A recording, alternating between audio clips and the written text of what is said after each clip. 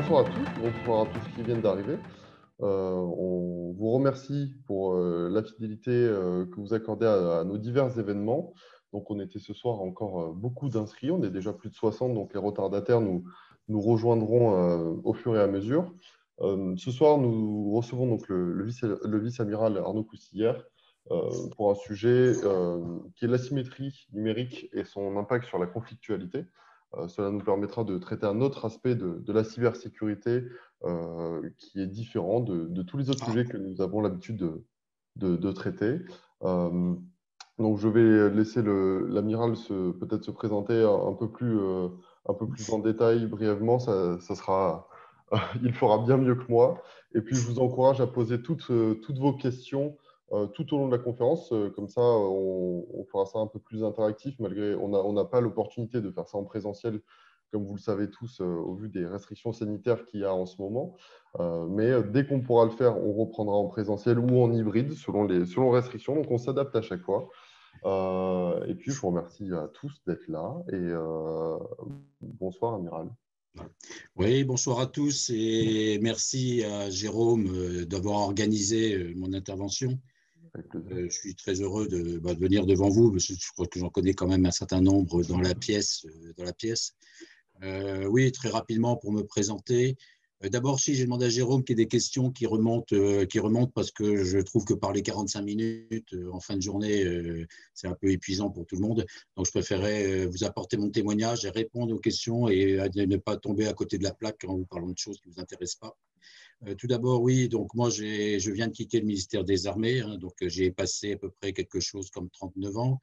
J'ai quitté vice-amiral d'escadre. Voilà. Sinon, d'où je viens, tout d'abord, je suis un pur marin, spécialiste dans les opérations maritimes. J'ai commandé plusieurs bâtiments. J'ai plus de 15 années d'embarquement sur des divers bateaux. J'ai commandé en opération. Donc, tout ça pour vous dire, simplement, je viens du cœur de métier du ministère des Armées. Je ne suis pas un RSSI. Je ne suis pas un ingénieur informaticien, bien que je connaisse la technique. Voilà, mais je viens bien du cœur de métier. C'est important parce qu'il y a un débat actuellement sur la position des DSI dans les grandes entreprises. Est-ce que le DSI est un manager ou est-ce que le DSI continue à être un geek qui s'occupe de sa technique?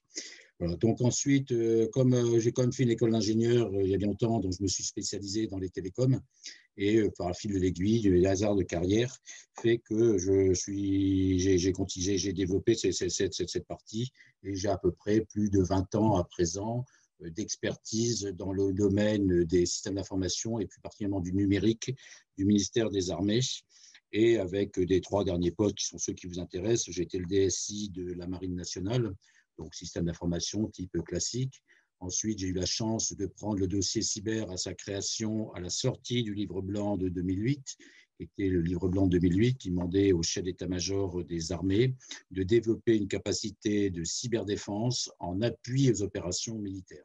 Et c'est ça l'ADN de la capacité cyber du ministère des Armées. C'est le livre blanc de 2008, une capacité qui vient en accompagnement des forces militaires de combat. Une force militaire, c'est fait pour neutraliser un ennemi, c'est fait pour défaire un ennemi, c'est pas fait pour faire que de l'espionnage ou de choses dans ce genre-là. Donc c'est bien une capacité cyber au service des forces.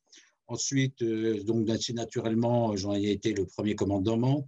Donc j'ai pris le commandement de cette force à partir de 2011 et je l'ai rendu en 2017. Et je pense que l'État français a bien pris la dimension de la cyber à partir de 2008-2009.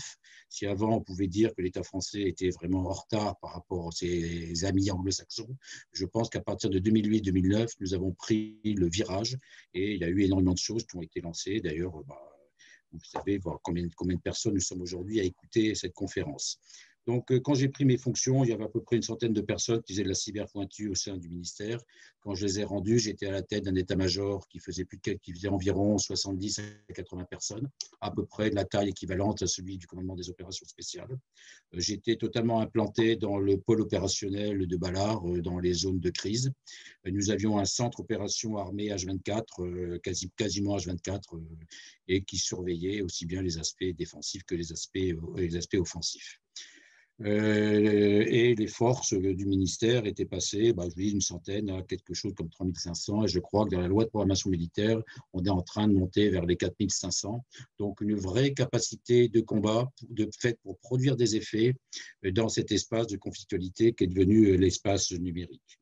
Ensuite, assez naturellement, après avoir appris à avoir défendu les données du ministère des Armées pendant quelques années, puis avoir attaqué celles des autres, on m'a fait passer assez naturellement dans la partie pilotage, gouvernance globale du ministère de ces systèmes d'information, c'est-à-dire la direction générale du numérique que j'ai créée et qui était fait du coup, pour valoriser, partager, ouvrir les données.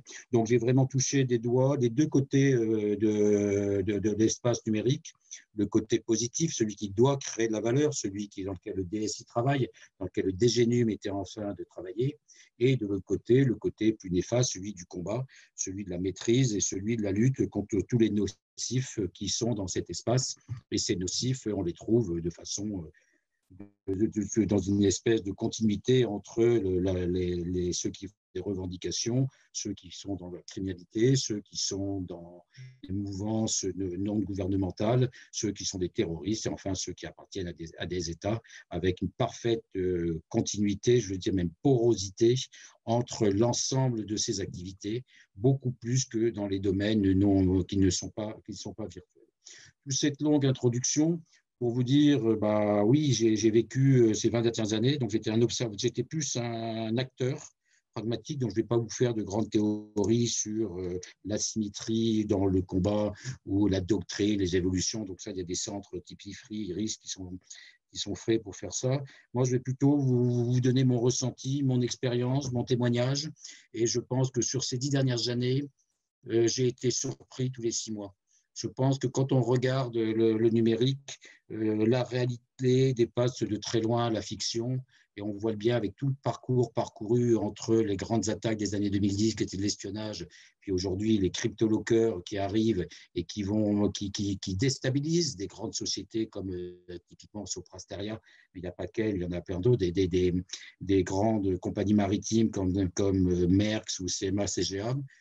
Tous ces trucs-là, en laboratoire, on savait qu'ils étaient capables de le faire, mais de là à avoir avec une telle rapidité, toucher tous les secteurs, ça nous renvoie bien sûr au thème de la conférence de ce soir, qui est l'asymétrie. Mais je pense qu'il faut prendre un tout petit peu en arrière. Et pourquoi je vous ai dit que je venais du cœur de métier, et moi je venais du cœur de métier, j'ai fait opérations maritimes, parce que je suis très attaché à cette notion d'espace. L'espace, c'est l'espace maritime, l'espace aérien, l'espace extra-atmosphérique.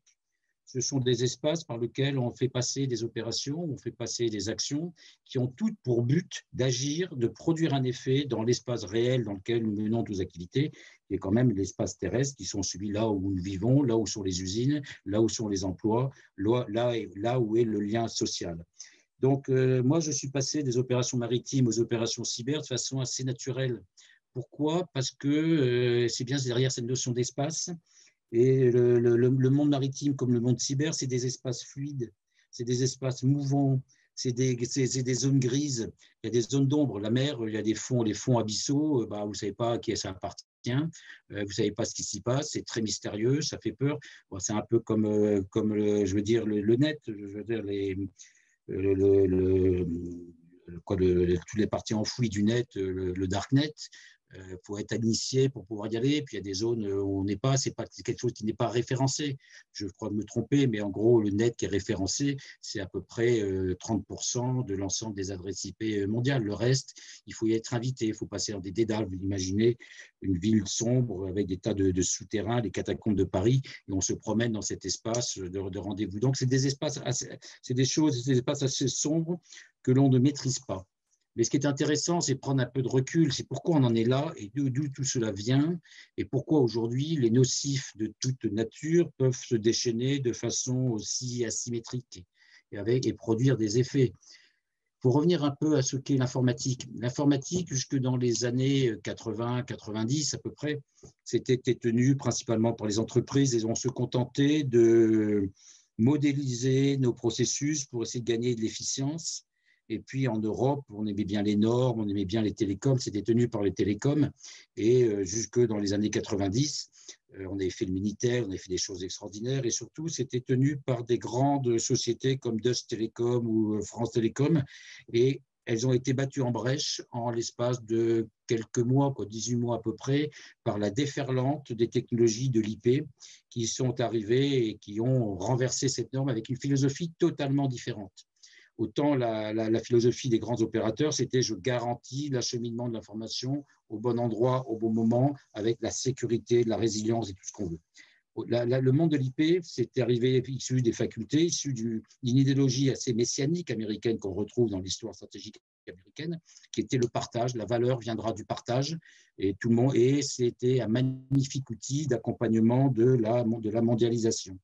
Donc, ce monde IP nous a envahis très naturellement, et progressivement, on a bâti une espèce de monde virtuel où tout le monde est relié à tout le monde et qui a ses caractéristiques propres jusqu'à qu'on soit capable d'en perdre, pas le contrôle, parce qu'il y a des choses qui le contrôlent, mais de redéfinir des souverainetés à géométrie très, très variable dans cet espace. Mais la notion de souveraineté est aussi intéressante, puisque si on a une souveraineté terrestre qu'on connaît bien avec des bornes et des frontières, on a inventé des souverainetés de formes différentes dans le monde maritime, avec des zones économiques, avec des grands fonds qui sont le bien commun.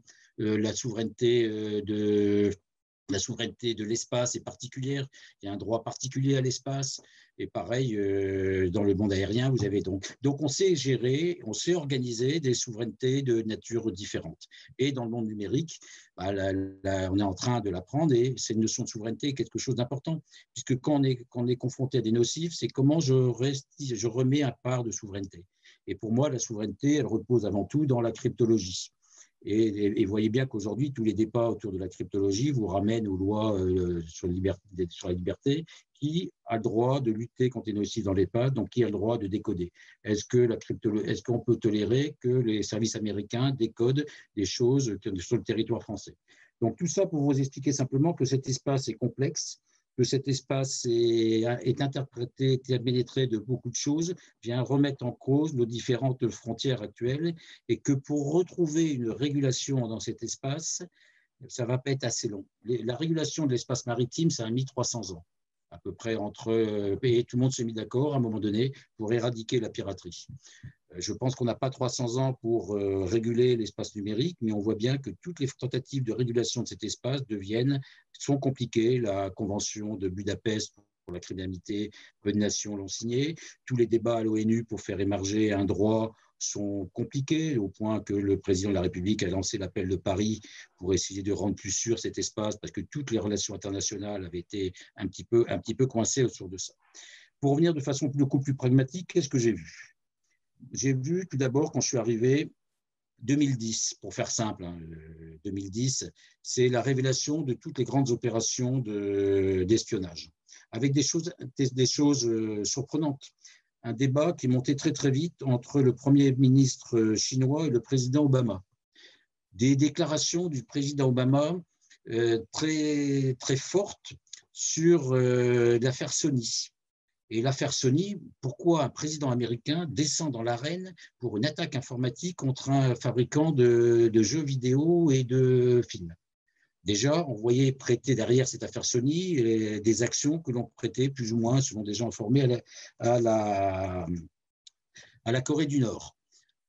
Corée du Nord, dans un pays dans lequel l'Internet n'existe quasiment pas, mais qui a aujourd'hui fait défrayer la chronique en matière de hackers. Donc là, c'est une forme d'asymétrie. Vous avez un pays qui n'a quasiment pas de numérique à l'intérieur de ses frontières, mais qui est capable de venir perturber le jeu numérique de l'ensemble du reste du monde, et on lui attribue, paraît-il, un certain nombre d'attaques en crypto-locker, histoire de faire rentrer des devises chez eux. Autre chose, peu de temps après, les États-Unis étaient montrant la Chine du doigt en disant vous êtes des mauvais, vous êtes des méchants. Affaire Snowden. Intéressant, l'affaire Snowden. Première chose, un lanceur d'alerte. Comme il y en avait déjà eu un peu de temps avant. Un lanceur d'alerte, donc quelqu'un seul, arrive à déstabiliser le gouvernement américain et à dénoncer les grands agissements de la NSA. Ce bonhomme, tout seul, en termes d'asymétrie, fait basculer la posture stratégique américaine qui de critique devient accusée.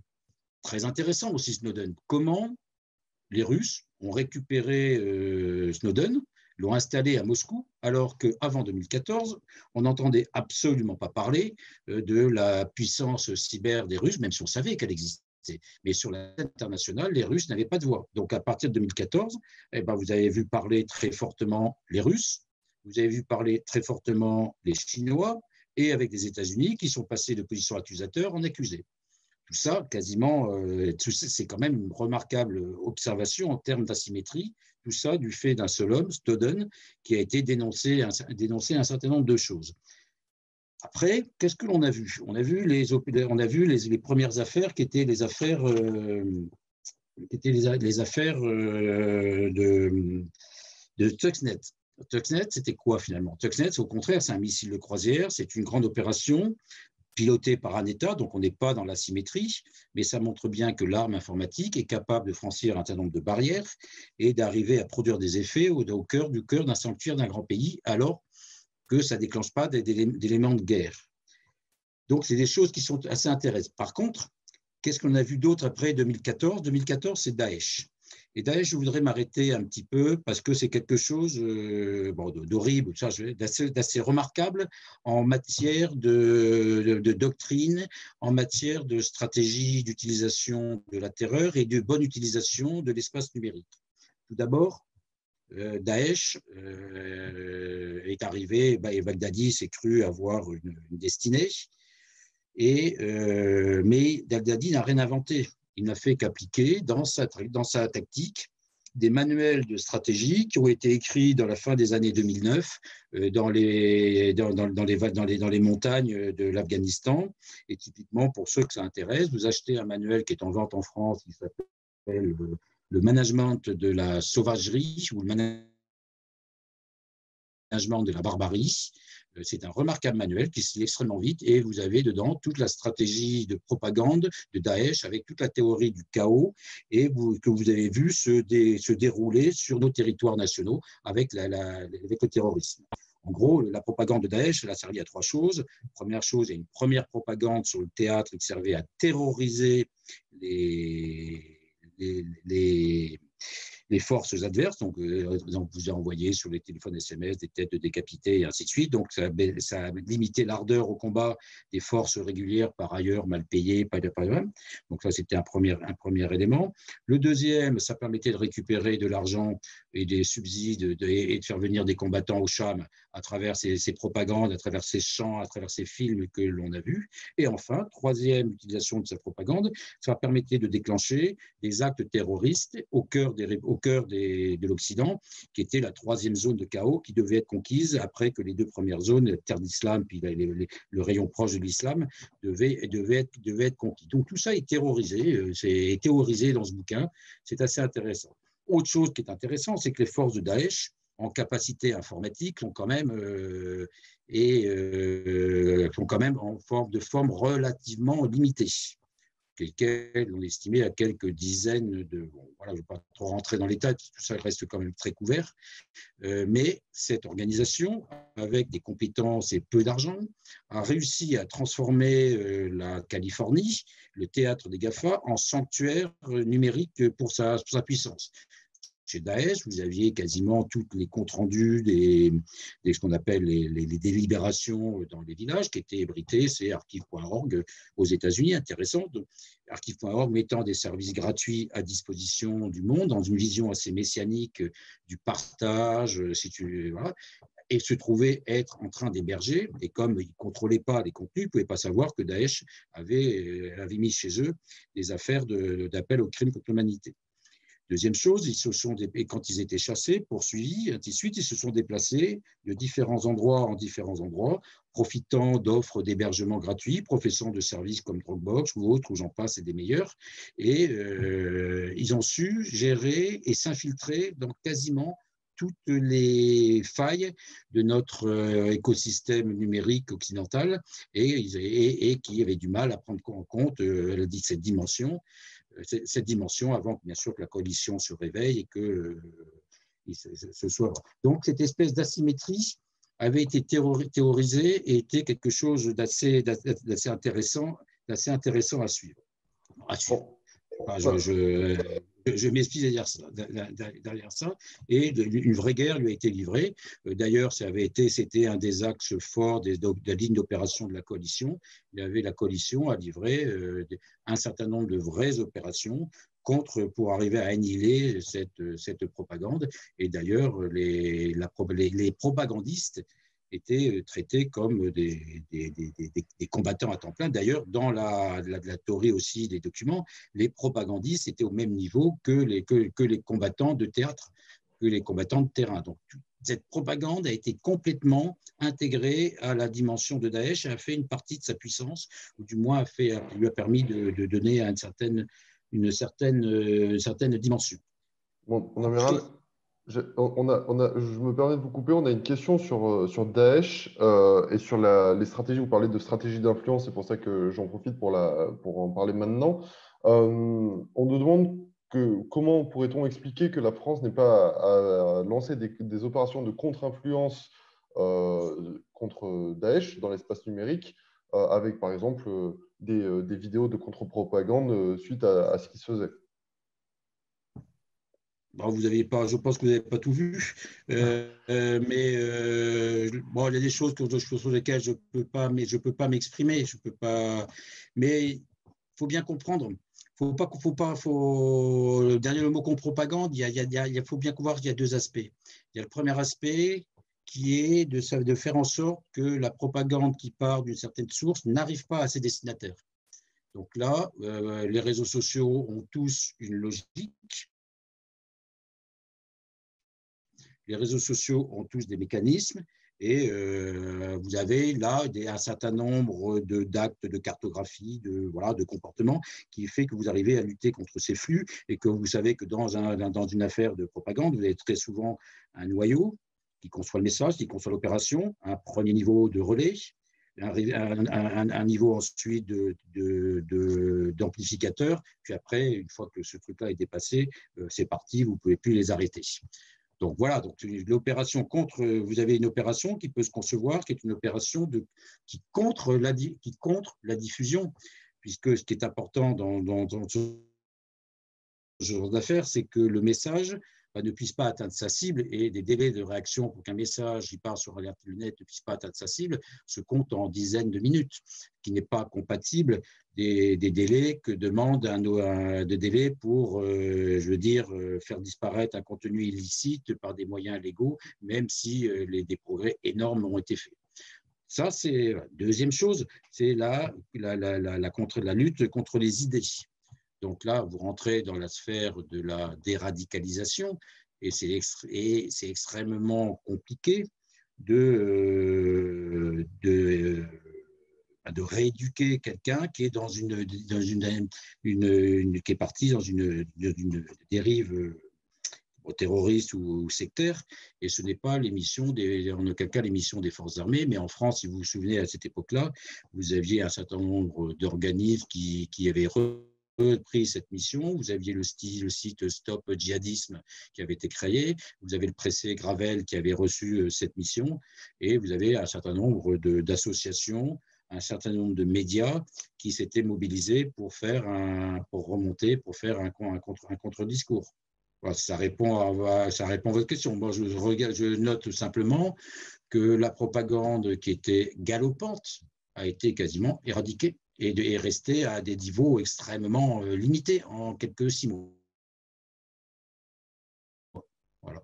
Et que cette propagande francophone qui avait une audience extrêmement forte sur Twitter pendant un temps a quasiment disparu et elle a été renvoyée sur des réseaux beaucoup plus compliqués, beaucoup moins faciles de partager. Mais voilà. Très bien. Merci beaucoup pour la réponse. Alors, j'en profite pour vous poser une autre question qui nous a été adressée, qui était si on reprend la notion de souveraineté, est-ce que l'arme cyber peut-elle devenir une arme de dissuasion comme la dissuasion nucléaire, par exemple? Non, mais d'abord, ça, c'est un débat qui est quasiment clos, quasiment chez tous les stratèges, ainsi de suite, depuis, je veux dire, 2012 ou 2013. Je pense que c'est c'est un faux raisonnement. C'est un raisonnement qui a une vision purement intellectuelle de la chose. Et deuxième chose, c'est un raisonnement où on mélange deux notions. On mélange la notion de dissuasion classique et la notion de dissuasion nucléaire qui, en France, fait appel à une école de pensée très particulière, qui est la dissuasion du faible au fort et qui est une dissuasion sur une arme de non-emploi qui fait peser une menace tellement forte sur celui qui nous attaquerait qu'on pourrait le faire disparaître. Donc, cette notion de la dissuasion nucléaire est propre à l'école de pensée stratégique française. Quand vous allez, et c'est pour ça qu'en gestion d'anglo-saxon, ils emploient deux termes, deterrence et le côté dissuasion.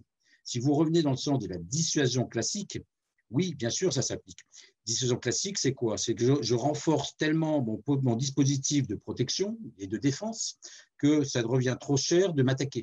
Ça ne vaut plus le coup. Voilà. Donc, si c'est la doctrine de dissuasion classique, la réponse est oui. Et vous avez dans le livre blanc de 2013, en page, je ne sais plus trop combien, là vous avez 37 ou 137, une première ébauche de la doctrine française de cyberdéfense qui dit très clairement, la France investit dans la cyberdéfense et blablabla. Elle investit principalement dans sa posture de protection et sa posture défensive, autour de notre agence gouvernementale, mais ANSSI, donc rôle central de l'ANSSI très fortement réaffirmé. Par rapport, donc l'intérêt de l'ANSSI, c'est qu'elle est au-dessus des différents ministères. Donc, ce n'est pas confié à un ministère, c'est confié vraiment au Premier ministre d'entrée. Donc, c'est vraiment l'ensemble des ministères qui savent derrière sa politique. Et c'est mon camarade Guillaume Poupard qui est à la tête de cette structure depuis maintenant quasiment 2014.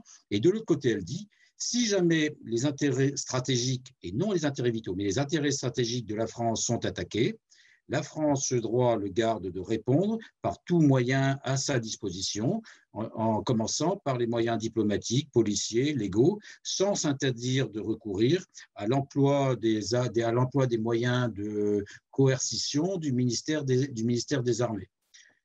Paragraphe suivant, dans ce contexte, l'arme informatique a toute sa place et peut permettre notamment d'aider à l'identification de l'attaquant. Donc ça, cette ébauche de doctrine, vous l'avez. Et vous avez eu un certain nombre de discours de M. Le Drian, dont le dernier doit être en octobre 95 à Bru ou en décembre 95, qui sont assez fondateurs. Et ensuite, vous avez eu la doctrine publique de lutte informatique offensive qui a été officialisée par Mme Florence Parly. Je pense que ça doit être en octobre ou novembre ou mars 2018, quelque chose dans ce genre-là. Voilà, donc vous avez en France quand même un corpus qui est assez clair sur ce sujet. Pourquoi il ne faut pas mélanger les choses? Deuxième chose, l'arme informatique est une arme d'emploi. Tous les jours dans vos journaux, vous avez des attaques informatiques, donc tous les jours, les hackers utilisent des malwares, donc utilisent des armes.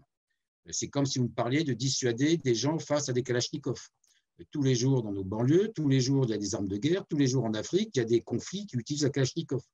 Voilà, donc l'arme informatique est employée tous les jours. Deuxième chose, l'arme informatique est marquée par un très, très, très fort potentiel de prolifération. C'est même natif.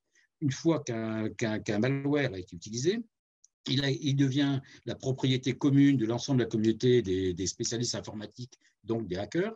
Vous prenez WannaCry, vous prenez Stuxnet ou d'autres, ou ainsi de suite, et vous pouvez les réutiliser.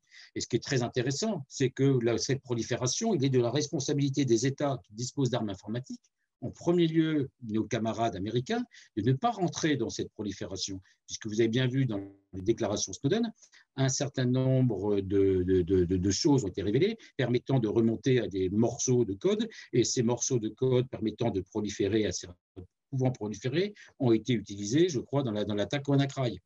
Donc, voilà. Voilà à peu près. Ensuite, dernière chose, il y a un dernier point sur lequel il faut prendre conscience aujourd'hui, c'est que les développements informatiques, les gros systèmes, je pense principalement au logiciel Microsoft, ont des failles de sécurité qui sont dans tous les sens. Donc, c'est très difficile de dissuader, alors que vous avez les éditeurs d'informatique qui eux-mêmes n'arrivent pas à vous délivrer des systèmes qui soient résistants aux failles. C'est un petit peu... vous imaginez un fabricant d'automobiles qui vous file une voiture dont les pneus partent à droite et à gauche dès que vous faites un... Donc, les logiciels, notamment les plus gros logiciels aujourd'hui, sont remplis de failles. Donc, dans ce domaine-là, la dissuasion, quand même, est extrêmement difficile puisque vous êtes sur des systèmes qui sont extrêmement compliqués à protéger. Et plus votre système est gros, plus c'est compliqué à protéger. Je ne sais pas si j'ai complètement répondu à votre question, mais deuxième chose aussi, troisième chose qui rend la dissuasion au sens classique du terme compliquée, c'est qu'une attaque informatique, vous envoyez les effets tout de suite. Vous savez que votre système d'information ne marche plus. Il a été saboté ou il a été pénétré. OK. Première chose, est-ce que c'est une panne ou est-ce que c'est une attaque informatique? Si c'est bien fait, ça va simuler des comportements un peu bizarres. Donc, ensuite, pour savoir comment cette attaque s'est procédée, vous allez devoir faire du rétro-engineering, vous allez faire de l'analyse, vous allez croiser, et puis vous allez, au bout d'un moment, vous dire, quelques semaines, quelques dizaines de jours, ça vient peut-être de tel groupe de hackers, ça ressemble à ça, c'est la marque d'un tel. Voilà. Ce temps n'est pas compatible du temps politique de réponse. Donc là, derrière ça, vous avez un choix qui est un choix politique qui est à qui j'attribue. Et donc, qui est intéressant dans tous les événements que je vous ai cités avant, c'était de dire, contre Sony, le président Obama est descendu parler. En Allemagne, quand il y a eu des attaques contre le Parlement allemand, Mme Merkel est descendue parler, a officiellement accusé tel et tel pays. En France, il n'y a jamais eu d'accusation de ce type-là. Voilà. Donc chacun a une interprétation politique différente. Très bien, je pense que ça répond bien ça répond à la question. Et vous parliez de l'annonce il y a déjà maintenant plusieurs années de Madame la ministre Florence Parly sur la doctrine militaire. Quelle est est-ce que vous pouvez nous en dire plus aujourd'hui sur la position française sur le hackback ou le cyberoffensif, ça dépend comment on l'appelle. Et puis, est-ce qu'il y a des évolutions qui sont envisagées? Je vais vous répondre sur deux choses. La capacité cyberoffensive des armées est une capacité militaire. C'est-à-dire qu'elle est utilisée dans le cas du droit des conflits armés et du respect du droit international humanitaire dans le cadre des opérations militaires. Opérations sous la tutelle du chef d'état-major des armées. Il ne faut pas confondre les choses. Donc, ça veut dire qu'à partir du moment où vous avez un théâtre d'opération qui est ouvert, à partir du moment où vous avez une demande du président de la République et du Conseil de défense vers le chef d'état-major des armées de lui dire, voilà, dans telle situation de crise, je veux que vous produisiez tel effet politico-militaire. Donc, à l'intérieur, la mécanique du CPCO se met en route et active tous les différentes composantes des forces, que ce soit maritimes et intérieures, pour proposer des options. Donc là, vous êtes dans un cadre qui est bien orchestré, et dans ce cadre-là, il y a une planification. Il y a une planification, un ciblage cyber qui va regarder quels effets il peut produire en appui à une opération militaire avec un certain nombre de pesées de risques, de subtilité d'emploi de cette force. Donc là, vous êtes bien dans une notion d'opération militaire.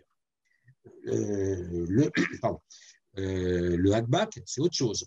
Le hackback, c'est j'ai été attaqué, une entreprise civile a été attaquée et j'ai été attaqué. Les forces de sécurité ou les forces de police ne sont pas compétentes, ne savent pas faire ou mettent trop longtemps pour agir. Typiquement, je vais parler de la Convention de Budapest.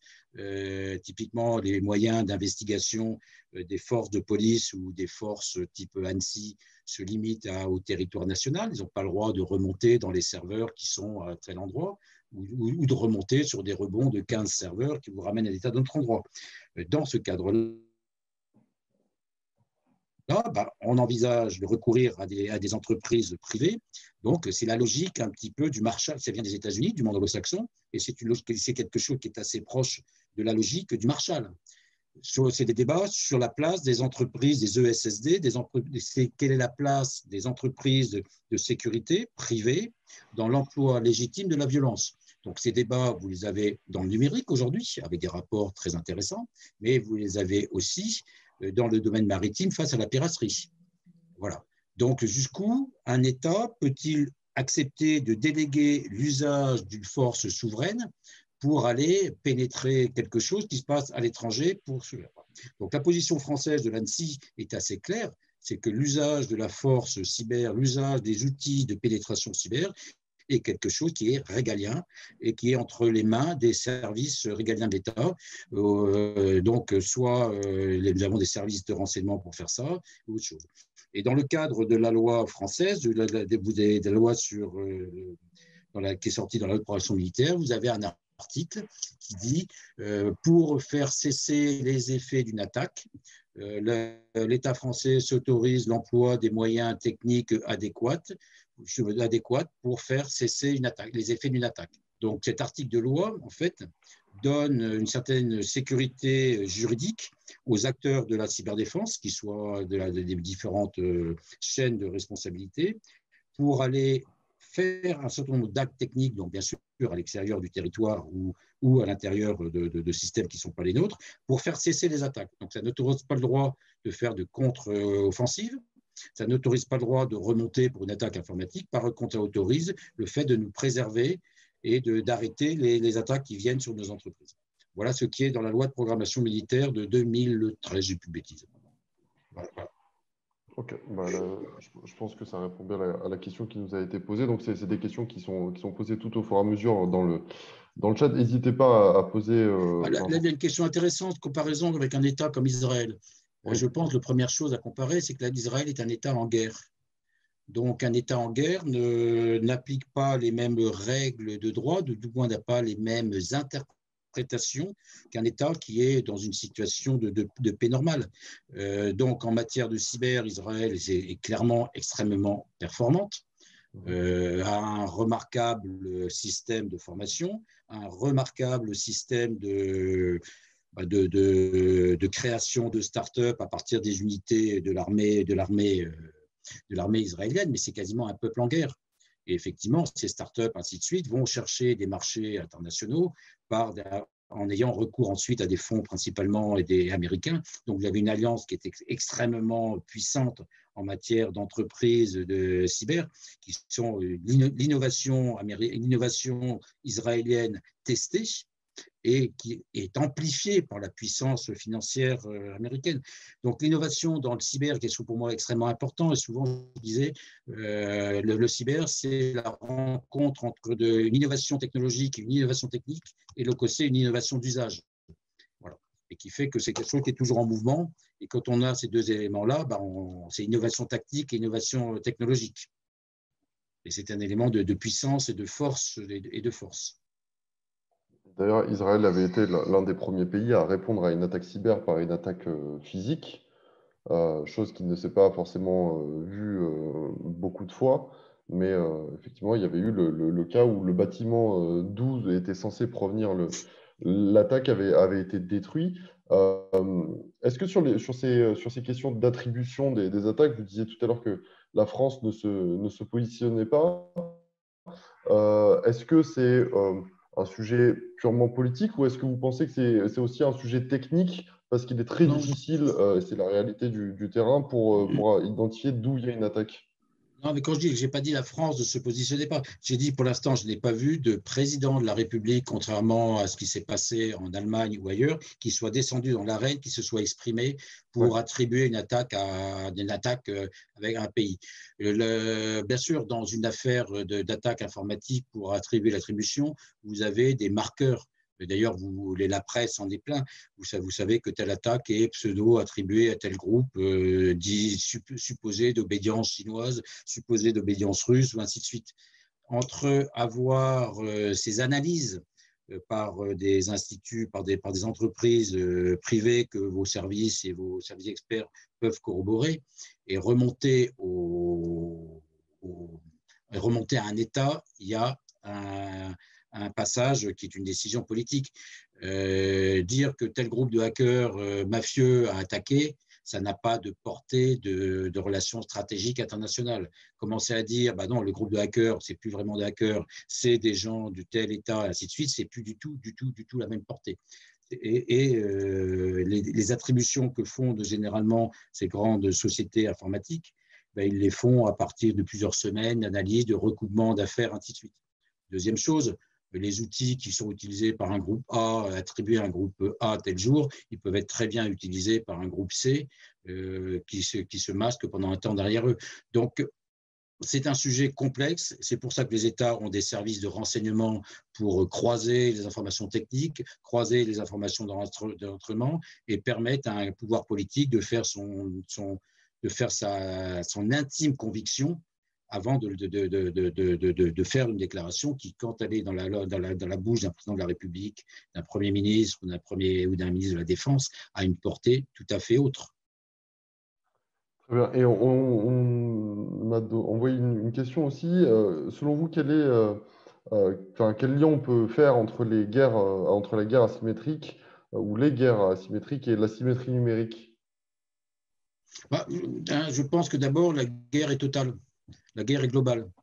Donc là aussi, il faut éviter de parler de guerre informatique quand on est dans des affaires de mafieux. Il y a des problématiques, il y a un peu un décalage de la sémantique. On parle de guerre, de guérilla en stratégie, ça se rapporte à des actes particuliers, avec un cadre juridique particulier, des territoires, des enjeux qui sont de niveau stratégique. Je trouve que dans l'informatique, on a parlé beaucoup d'attaques informatiques, de guerre informatique, sur des actes souvent qui sont en grande partie souvent des actes qui sont purement mafieux. Maintenant, dans cette espèce de brouillard, l'arme informatique participe à ces notions de guerre totale. Mais on ne peut pas, quand une action va chercher un intérêt stratégique, l'action est globale. Si vous voulez peser sur un État, vous allez faire à la fois de la propagande, vous allez le déstabiliser, donc toute cette approche va être dans une dynamique du global. Et je pense que ça fait aussi partie de l'appréciation de l'attribution. Donc, je pense qu'il faut, quand on réfléchit un petit peu à la guerre informatique et à l'asymétrie, il faut bien faire la part des choses. Est-ce qu'on est dans des troublions qui vont gêner un État? Est-ce qu'on est des gens qui vont apporter que du trouble à l'ordre public? Quand vous prenez les mouvements comme Anonymous, en termes de… c'est Anonymous, c'est une manifestation, c'est un tag sur une vitrine, c'est une manifestation dans la rue. C'est l'expression dans l'espace numérique de contestation. Par contre, quand vous commencez à prendre des choses un peu plus costauds, vous êtes dans des accompagnements mafieux, mais quand vous regardez quelque chose comme TV5, qui est intéressant, TV5, vous pouvez le qualifier d'arc de guérilla, puisque TV5, ça prenait place dans un contexte particulier de tension entre la France et la Russie. Ça se cachait derrière une attaque d'un groupe prétendument islamiste qu'on n'avait jamais vu dans des affaires très islamistes, et avec une attaque en profondeur très bien maîtrisée pour produire un effet sur les systèmes de production de TF1, et en même temps une revendication qui était sortie en même temps, disant que pas TF1 de TV5, que le groupe islamiste avait volé des tas de données des militaires français, des familles des militaires français qui étaient sur le porte-avions. Donc vous avez eu quelque chose qui était fait pour… je ne sais pas de qui ça vient formellement, mais quelque chose qui avait une visée stratégique qui était un message passé à l'État français, quasiment. Parce que TV5, c'était quand même le symbole d'une certaine voix de la France. Ça n'a pas été fait sur n'importe quel… C'était bien pensé, bien monté. Et les caractéristiques du cyberespace, on peut parler de rapidité, de massification, d'agilité, etc., impose une refonte des liens entre le ministère des Armées et la BITD, donc la base industrielle de technologie et de défense. Oui. Oui, je pense que le premier constat, c'est un peu une évidence, peut-être pour certains, c'est que les grands acteurs du numérique vivent leur vie. C'est-à-dire que les grands acteurs du numérique, ce ne sont pas des grands acteurs de BITD de la défense. L'intelligence artificielle, elle n'a pas attendu que la BITD de défense se réveille. Elle existe, elle marche, elle fonctionne bien. Donc la problématique pour la BITD de défense, c'est pas se croire encore au centre du monde, c'est d'aller chercher des briques technologiques dans ces grandes entreprises numériques qui sont extrêmement dynamiques et de voir les réintégrer à l'intérieur de systèmes de défense. Vous prenez des choses qui sont intéressantes, vous prenez des choses comme la reconnaissance faciale. Quand vous avez la reconnaissance d'images ou même les systèmes de traduction, Quand vous regardez les capacités de recherche et développement de gens comme Google, où il y a des centaines d'ingénieurs en batterie qui travaillent sur ces sujets-là avec des centaines de millions de dollars d'investissement tous les ans, et qu'à côté, vous regardez quelles sont les capacités que sont capables de mobiliser l'industrie de défense, vous voyez bien que cette course est plus ou moins perdue d'avance. Donc, il va falloir retrouver un nouvel équilibre pour savoir, là, je vais travailler sur des niches très verticales parce que le domaine de la défense sera très spécifique, probablement en matière de géolocalisation ou de précision de positionnement des choses. Alors que de l'autre côté, la traduction dans des langues classiques comme l'anglais ou 80% des langues du monde, je m'arrange pour réintroduire un module qui viendra d'extérieur. Par contre, les gens qui vont me traduire le tamanchek ou le dialecte qu'on trouve au fin fond du Mali à tel endroit, ça va être ma spécificité. Donc, je pense que toutes ces affaires à repenser, d'ailleurs, c'est passé, c'est parti. Pourquoi nous avons créé, pourquoi la ministre a créé l'agence innovation de défense et que l'agence travaille beaucoup sur l'innovation d'usage parce qu'elle vient de l'extérieur par rapport à l'innovation planifiée qui va être plus technologique. Il y a des domaines qui sont extrêmement importants. Vous prenez, je vous ai dit tout à l'heure, la clé de la souveraineté dans l'espace numérique, c'est la cryptologie. Voilà. Donc, c'est le chiffre. La crypto, aujourd'hui, elle est rendue extrêmement dynamique par tous les moyens de paiement. Et si l'espace numérique veut se développer, il faut de la confiance. Donc, vous allez avoir des milliards, des millions d'investissements sur la crypto.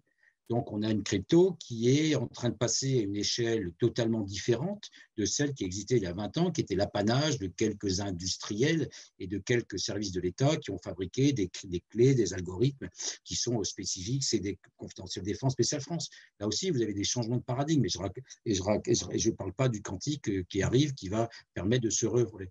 Donc, vous voyez cette espèce de grande coopération entre les grands acteurs du numérique, que ce soit les GAFA, les providers de solutions cloud ou les grandes entreprises type ESN et notre industrie de défense.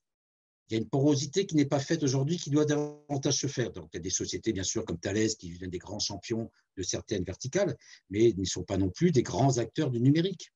Voilà. Donc, et là, je pense que le réveil aujourd'hui de l'Europe en matière de, que l'on appelle souveraineté, parce que d'ailleurs, souveraineté, il vaut mieux comprendre autonomie stratégique. Les GAFA sont des très bons acteurs. Les GAFA ont permis des développements économiques extraordinaires en Europe aussi.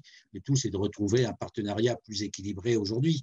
La vraie question, c'est que pour l'instant, on est dans une position de vassal numérique vis-à-vis des États-Unis. Est-ce qu'on a envie de redevenir partenaire, du moins un partenaire respecté d'un ensemble de choses plus équilibrées jusqu'aujourd'hui?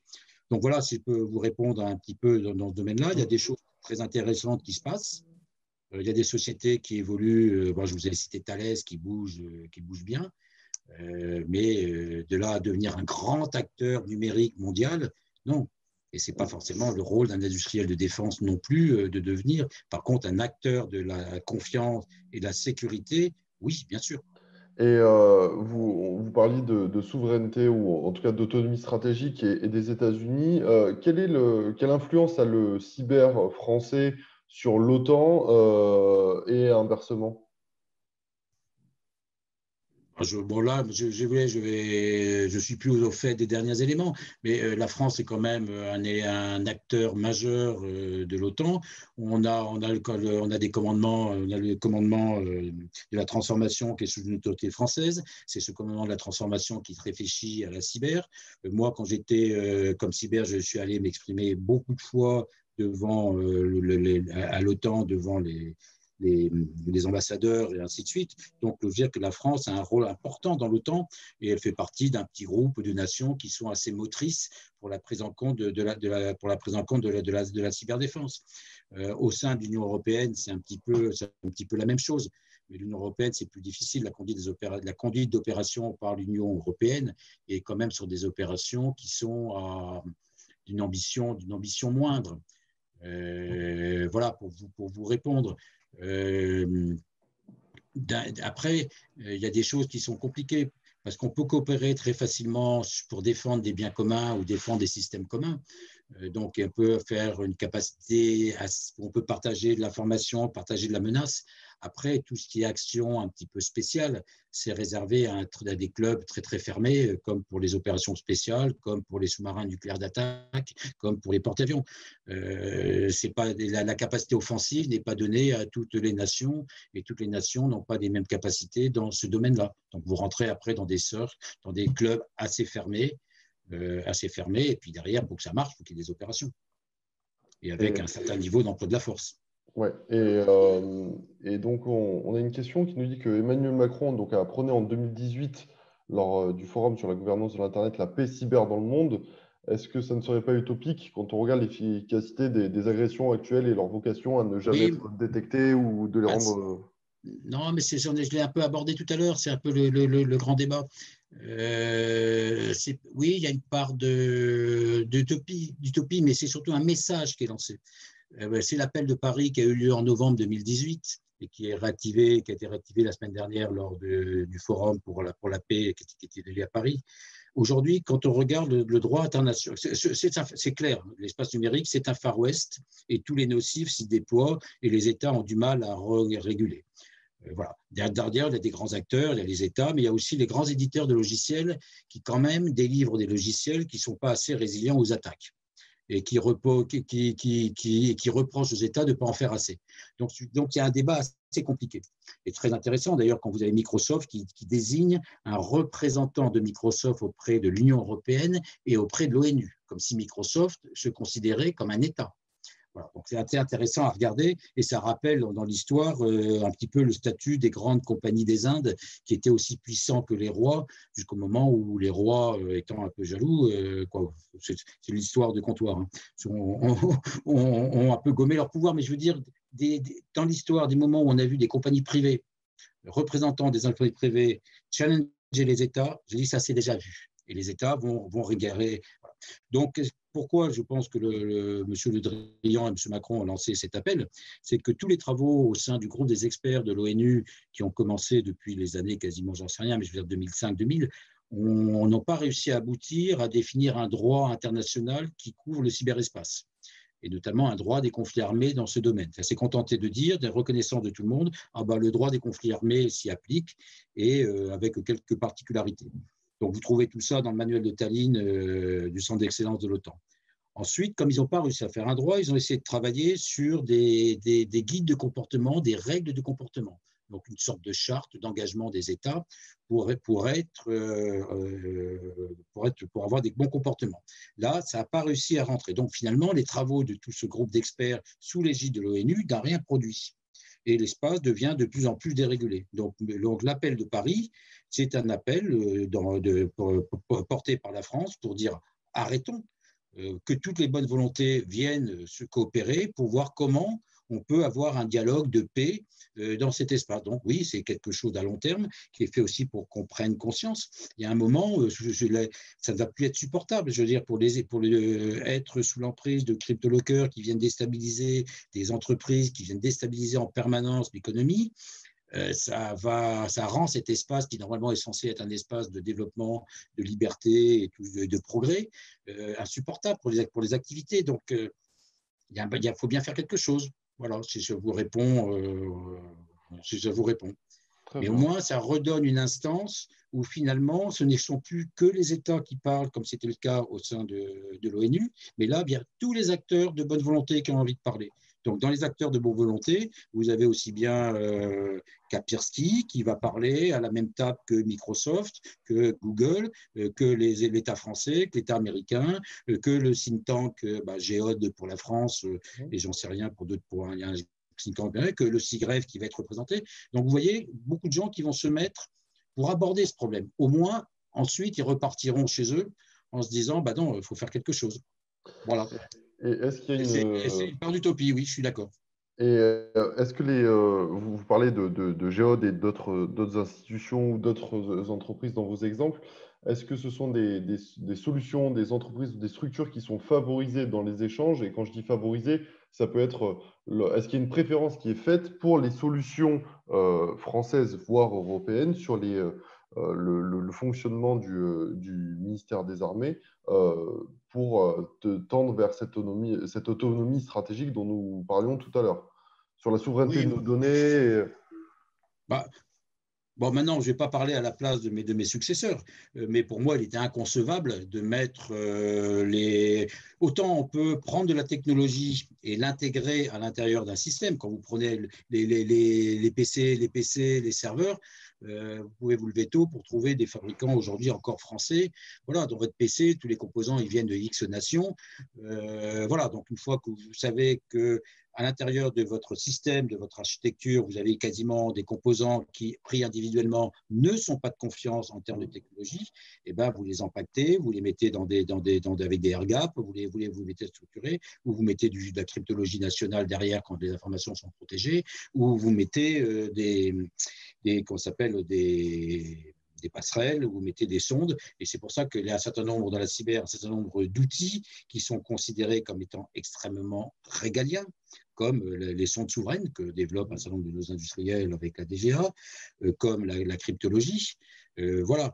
Maintenant, est-ce que l'OS d'un ordinateur est souverain? Le train a été raté il y a 30 ans, donc on ne va pas rêver et refaire autre chose. Est-ce que les outils de travail collaboratif capables de rentrer à l'échelle celle de plusieurs centaines de milliers d'utilisateurs que sont la Google Suite ou ceux qui sont la suite Office, vous n'avez pas, et là je défie quiconque qui m'écoute, vous n'avez quasiment pas un logiciel libre ou une société de logiciels libres française capable de fournir un système intégré qui dépasse les 5 000 abonnés. Et on a laissé sur la table suffisamment de millions d'euros au sein du ministère des Armées en ayant testé.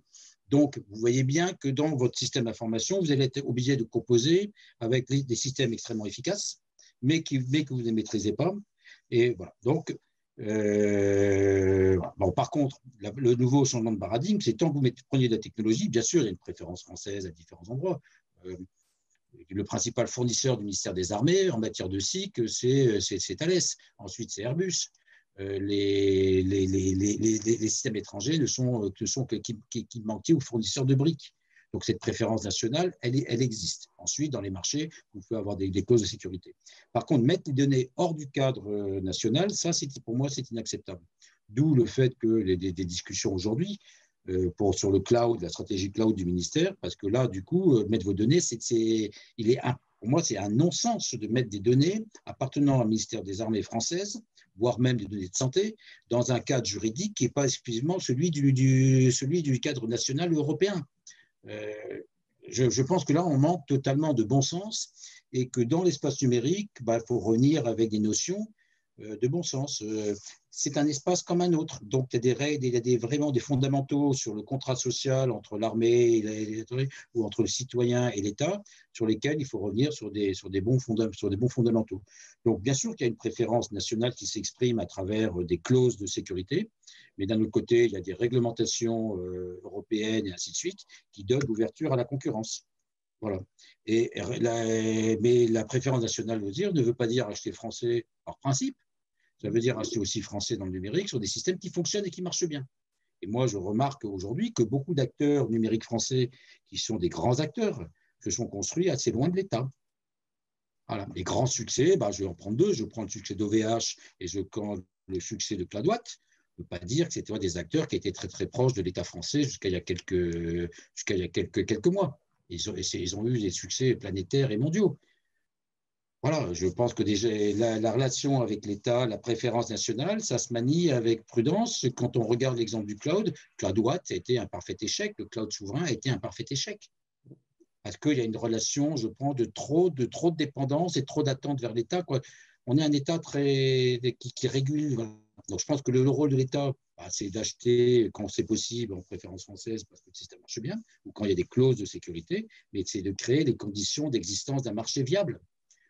Si c'est de ne pas favoriser l'existence d'un marché de souveraineté viable et se contenter de niches, c'est sûr que, de moment, les niches, ça ne s'entretient pas. On n'a plus les puissances, on n'a plus la taille. Et puis, finalement, on va acheter ce qu'aura développé nos camarades américains aujourd'hui et nos camarades chinois dans quelques années. Donc, c'est pour ça que je pense que le débat aujourd'hui sur la souveraineté numérique est quelque chose de salutaire et il doit se prendre à l'échelle se concevoir à l'échelle de l'Union européenne. Et quand on regarde nos entreprises cyber, Si on veut qu'elle soit valable à l'Union européenne, il faut qu'elle passe de la taille de PME à une taille de TI d'un niveau certain pour être capable d'adresser des marchés importants, pour être capable de coopérer avec des grandes ESN dans des architectures importantes et pas simplement se contenter d'être le super expert de la petite zone et d'être finalement une super start-up qui devient une petite PME, mais qui finalement n'est plus capable d'être dans la course et qui 5 ans après disparaît ou est racheté. Alors, peut-être pour finir sur une dernière question, étant donné que ça fait un moment que cet échange est super intéressant, mais pour qu'on puisse aussi libérer tout le monde dans les temps. En termes que pensez-vous de l'avenir et des opportunités que le monde de la cybersécurité représente, que ce soit pour les étudiants ou pour les professionnels, et pas seulement sur l'aspect technique, parce qu'effectivement, ça reste de l'informatique, donc il y a toujours un socle technique, mais pour des étudiants, par exemple, qui le sont, ou des personnes qui le sont moins, qui sont plus sur des enjeux géopolitiques, stratégiques, de rapports de force, d'analyse de rapports de force entre les États, etc. Est-ce que ça va continuer à se développer de façon exponentielle? Est-ce que c'est un besoin qui sera constant? Non. Bon, d'abord, je pense que le développement du numérique au sens large n'est pas prêt de s'arrêter. Donc, l'emploi dans le numérique, venez, il y a du recrutement. Maintenant, tous les métiers ne sont pas intéressants. Là aussi, il faut faire attention, il faut être un peu sélectif. Quand on regarde le domaine particulier de la cyberdéfense, c'est une zone de conflit.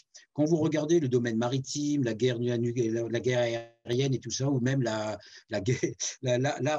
l'aviation, vous avez le mec qui est pilote de chasse, métier extrêmement technique. Et puis, vous avez le contrôleur, puis vous avez celui qui contrôle les opérations, vous avez le légal, vous avez la com. Je veux dire que, à partir du moment où on considère que l'espace numérique, à partir du moment où l'espace numérique est un système, vous avez besoin de multi-compétences. La cyber, ce n'est pas que la cyber lutte contre les malwares. Comprendre la finalité de malware, comprendre la finalité stratégique, eh ben, je pense que quelqu'un qui a fait des études géopolitiques est beaucoup plus mieux armé que celui qui a fait des études d'ingénieur.